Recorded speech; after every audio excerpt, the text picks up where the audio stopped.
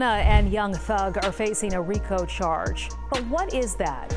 It stands for Racketeer Influenced and Corrupt Organizations. It started out as a federal law mainly targeting the mafia, but now almost all states, including Georgia, have adopted similar state RICO laws.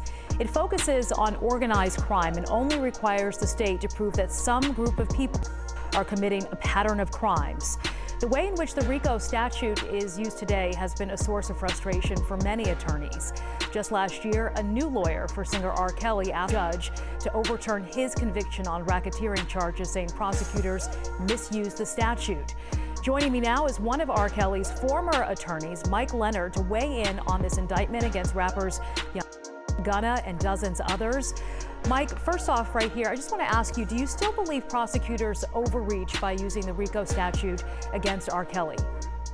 Absolutely. I mean, there's a big difference between RICO's use in a case against a band or an individual singer, because it's really hard to make the argument that in that case, that all these people who are associated with the band, a bus driver, someone taking tickets, someone providing, that they're really participating in criminal acts. So it's quite different than an organization type structure like a gang or the mafia. So they're quite different organizations, I guess you'd say. The band really is not an organization, is what I would argue. This 88-page indictment against rappers Young Thug, Gunna, and more than 24 others. What is your take on how the Fulton County District Attorney's Office applied the RICO statute in this case?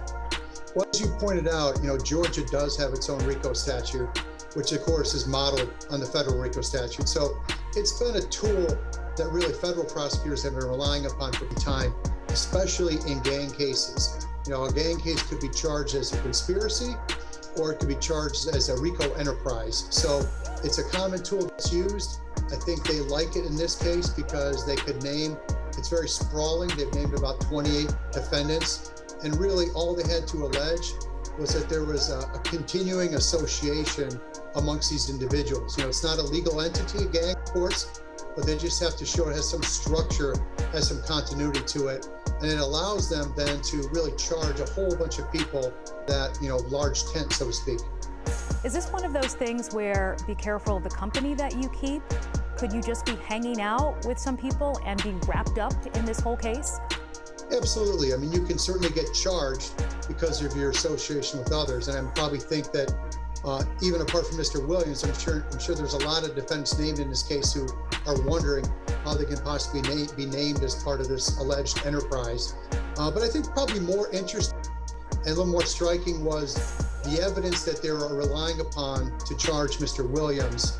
It goes pretty far afield, basically relying in large part upon his lyrics from songs, his video posting.